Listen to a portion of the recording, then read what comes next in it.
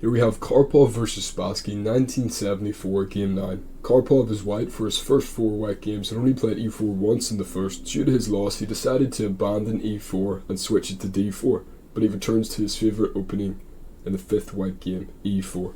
After e4 from Karpov, we see c5, the Sicilian from Spassky.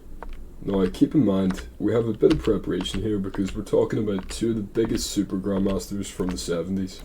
At this time, Karpov was rated 2nd in the world, just behind Bobby Fischer, and Spassky was not far behind him at 5th place.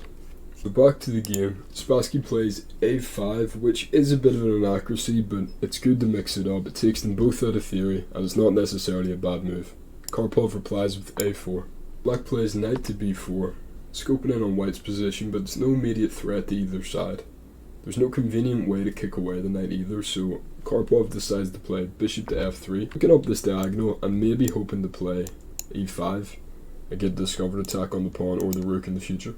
So we see bishop to c6, knight to d4 attacking the bishop, and then e5, which only really works when the knight is on d4 because it has a bit more meaning. So after the trade down, we don't see a queen trade here, we see queen to f1, which is a very key move. The main thing it does is it eyes up c4, which is a beautiful square to be on.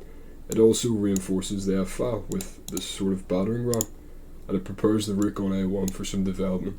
So queen to c8, and Karpov plays h3, just making sure the knight doesn't get into g4 to attack the rook. Not the best move, but who am I to say? I guess he just doesn't want it on his mind at all, and he wants to focus on the attack. This might have confused Spassky because he plays knight to d7, rotating his knight, and this allows Karpov to activate his bishop with bishop to g4, and now this trade down is going to happen no matter what, because it's a pin, and f5 doesn't work to defend. So h5, takes, and we don't see rook to d1, we see queen to c4. It's a very nice move because we're attacking this pawn, we're also attacking f7, and if the queen decides to come for the trade-off, it's going to trade off like this, and effectively black is a pawn down. So Spassky plays bishop to h4 instead, attacking the rook. Rook moves over to d2, attacking the queen. And then we have rook to f1. Here it looks like we might be able to play a skewer, which is bishop to c5, attacking the queen and the rook at the same time. It just doesn't work because he can attack our rook, and once we move, we'll see, say, rook to here.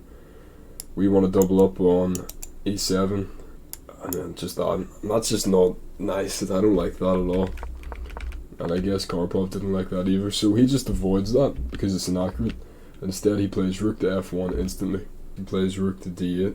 We see knight to b1, and it's a beautiful move because the knight can't go anywhere here. It's very much trapped in, and if there is a trade down, we don't want to move this bishop because the bishop's controlling very well the center of the board. So here, if there is a trade-off, we'll see the knight come in, and then there'll be some attacking options and just better play. Spassky doesn't trade down just yet. He plays queen to b7, and we see king to h2, which is a sneaky move because the next move could be g3, attacking the bishop. The bishop can't go there because of our bishop, well, Karpov's bishop. There because of the rook, and there because of this double attack. So the king moves up, and now Karpov has tempo. He kicks the knight away with c3. The knight goes back to a6. It's pretty useless there. It has to rotate with c7. Rook e2, which at first glance I was like, huh. But if you think about it, black's rook is just useless now because it can't trade down and it can't go anywhere on this file. So it's a pretty good move for white. Black's rook goes to f8, knight d2, and now the knight's back in the game. Spassky plays bishop to d8, knight to f3 by Karpov, which would have attacked the bishop. Then we see f6 by Spassky. Here, if you want to pause the video, there's a pretty good move, and that move is knight to g5.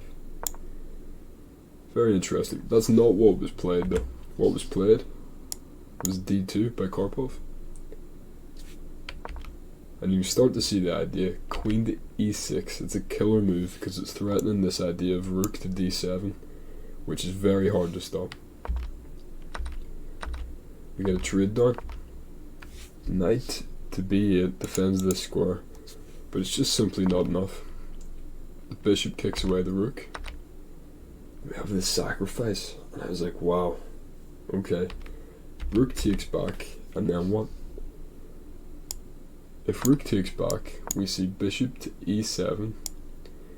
If the rook goes over here to defend this, takes, check, and yeah, that's game over. So because of that,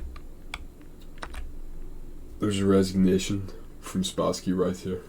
What a beautiful game. As always, I hope you're all well. I hope you're enjoying chess, or if you're taking a break, that's fine too. And take care of yourselves. See you later. Thanks for watching.